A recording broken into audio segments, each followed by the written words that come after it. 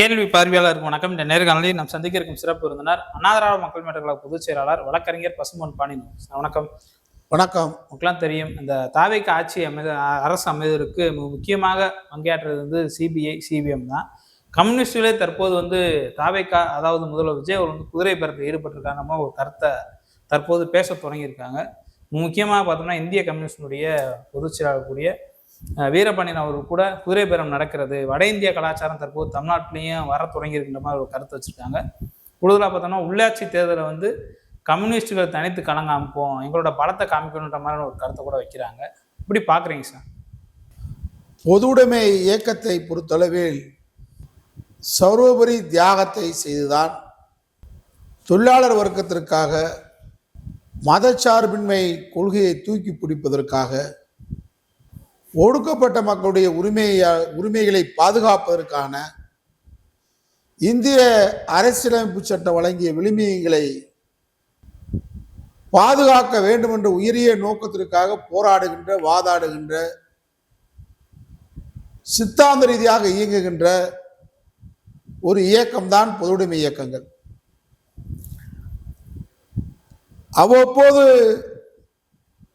அரசியல் நிலையில் தடுமாற்றங்களும்,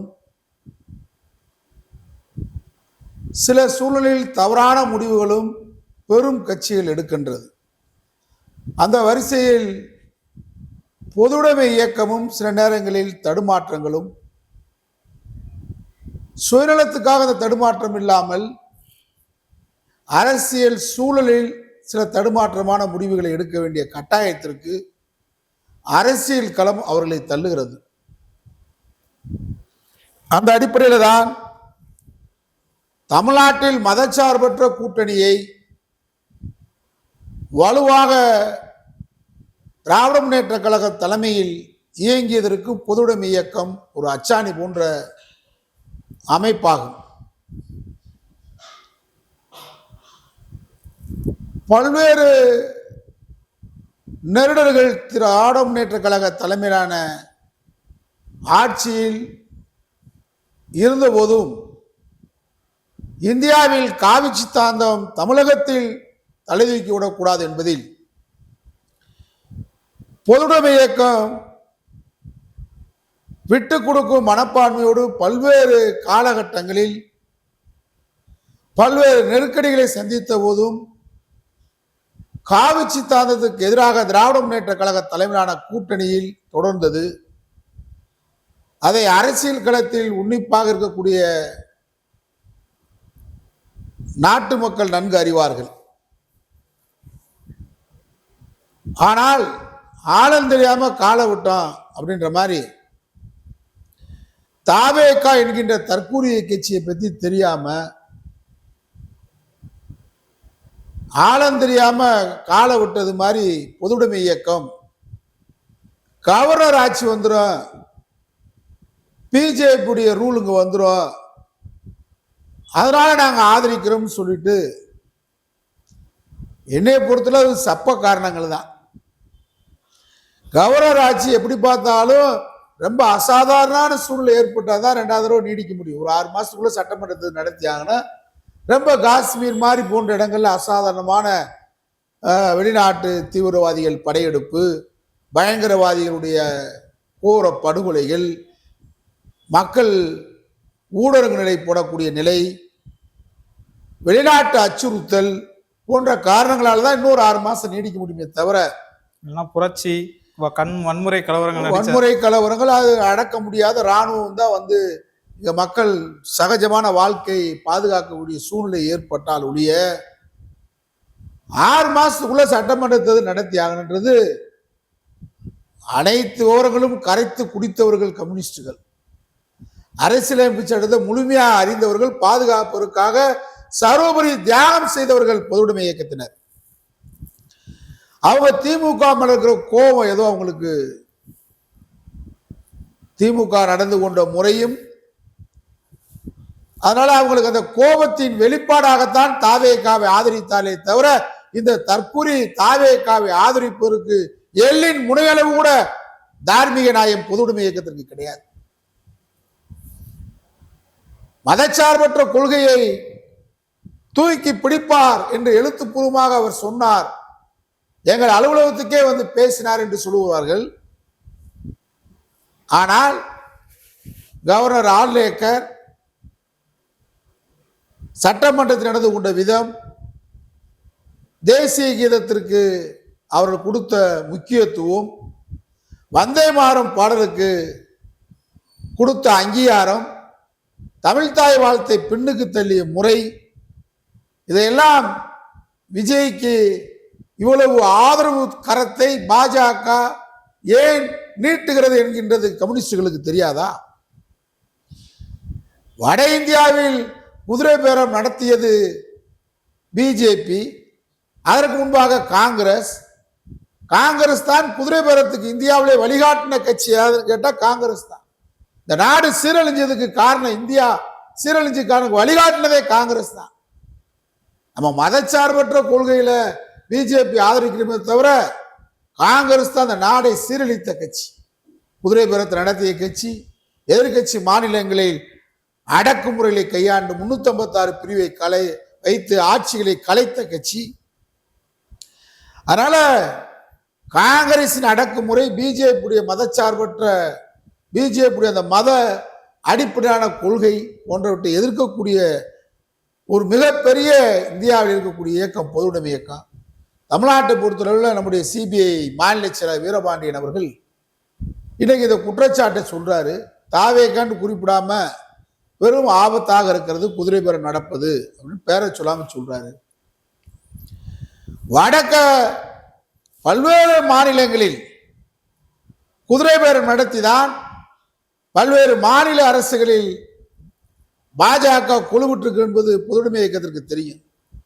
பல்வேறு கட்சிகளை பெரிய கட்சியில் உடைக்கிறது, அங்க ஒரு குழுவா கொண்டு வந்து சேர்க்கிறது, எல்லா வேளையும் குதிரை பேரத்தின் மூலமாக இந்தியா முழுவதும் ஆட்சியை பல்வேறு மாநிலங்களில் பாஜக அல்லாத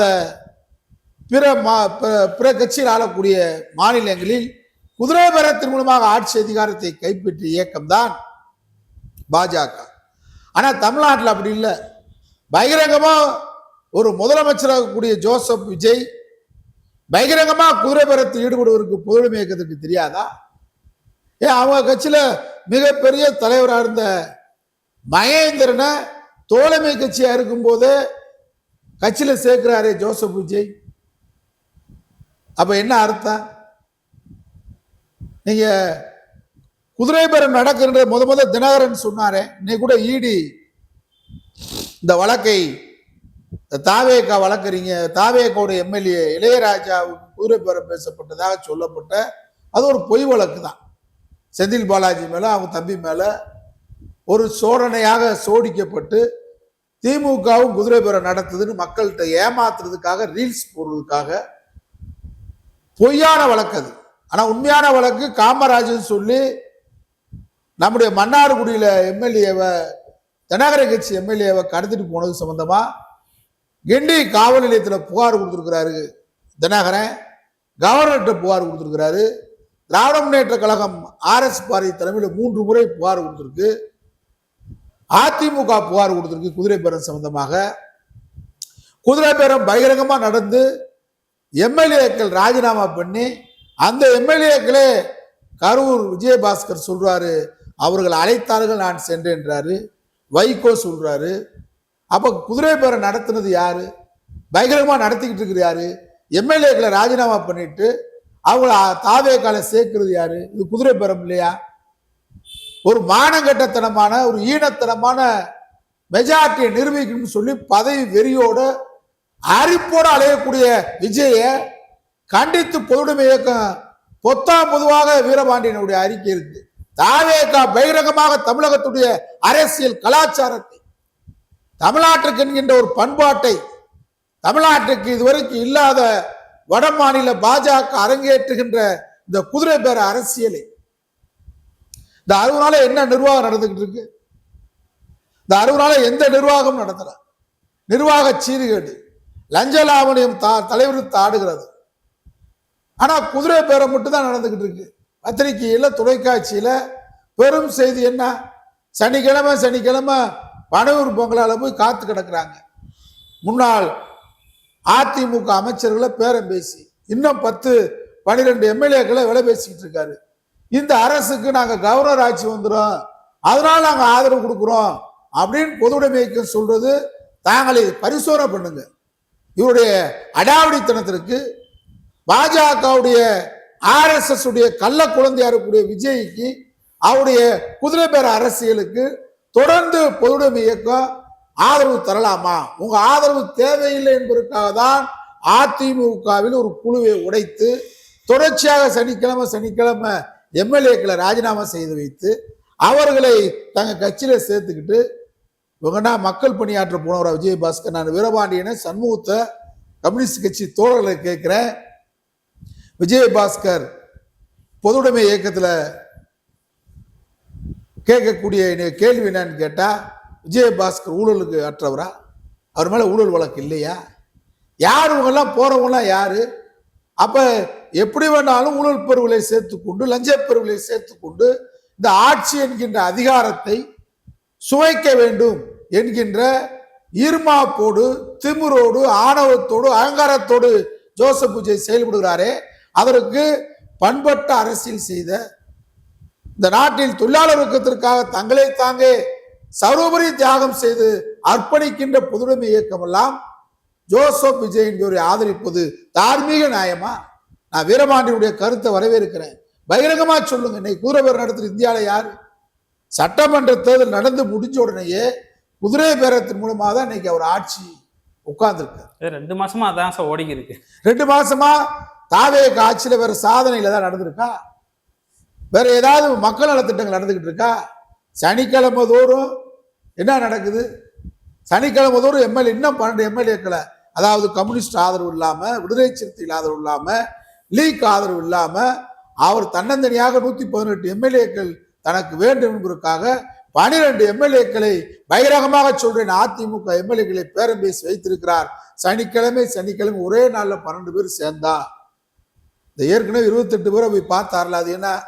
அந்த 28 பேரை CV சண்முகம் தலைமையிலான வேலுமணி தலைமையிலான குழுவை போய் பகிரங்கமா குதிரை பேரத்துக்கு பார்த்தாரா? எதற்காக பார்த்தார்?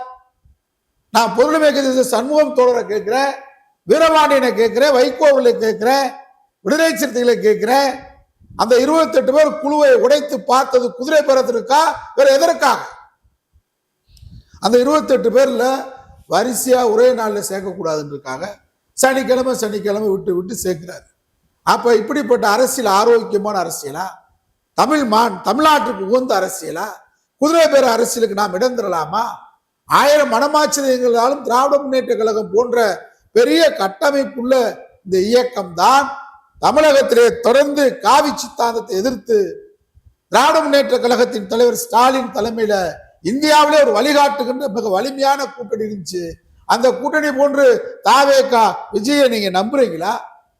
தொழிலாளர் இருந்தாலும் ஆதரவு கொடுத்துக்கிட்டே இருக்காங்க சார், வாபஸே வாங்க மாட்டாங்க. இவ்வளவு நடக்குது, கண்டிக்கிறாங்களே தவிர அடுத்த கட்ட நடவடிக்கை. அப்ப நாம் மறைமுகமாக ஒரு பிஜேபி அரசு தமிழ்நாட்டில் தாவேகா என்ற பேர்ல அனைவரையும் ஏமாற்றி கொண்டு, அதாவது பொதுவுடைமை இயக்கத்தை, விடுதலை சிறுத்தைகளை, வைகோ போன்றவர்களை ஏமாற்றி கொண்டு பிஜேபி ஆதரவோடு முழுமையாக இங்கே ஒரு அரசை அதிமுக என்ற மிகப்பெரிய கட்சியை கபலீகரம் பண்ணி பிஜேபி பண்ணி வச்சிருக்கு. அதை தாவேகாக்கு மடைமாற்றம் செய்து தாவேகாலிருந்து பிஜேபிக்கு மடைமாற்றம் செய்யும் பின்னாடி இதற்கான வேலை நடந்துகிட்டு இருக்கிறது. இவ்வளவு பெரிய பண்பட்ட அரசியல் செய்தவர்களுக்கு தெரியாதா? ஆகவே அனைவரும் மறுபரிசீலனை பண்ண வேண்டிய கட்டத்திற்கு வாங்க. தமிழ்நாட்டுடைய அரசியல் எதிர்காலத்தில் நீங்க எடுத்த முடிவுக்காக தமிழ்நாட்டு மக்கள்கிட்ட நீங்க வருத்தம் தெரிவிக்க வேண்டிய ஒரு கட்டாய சூழ்நிலை ஏற்படும் என்பதை இந்த நேரத்தில் நான் சொல்லிக்கொள்ள கடமைப்பட்டிருக்கிறேன். ஓகே சார், நன்றி.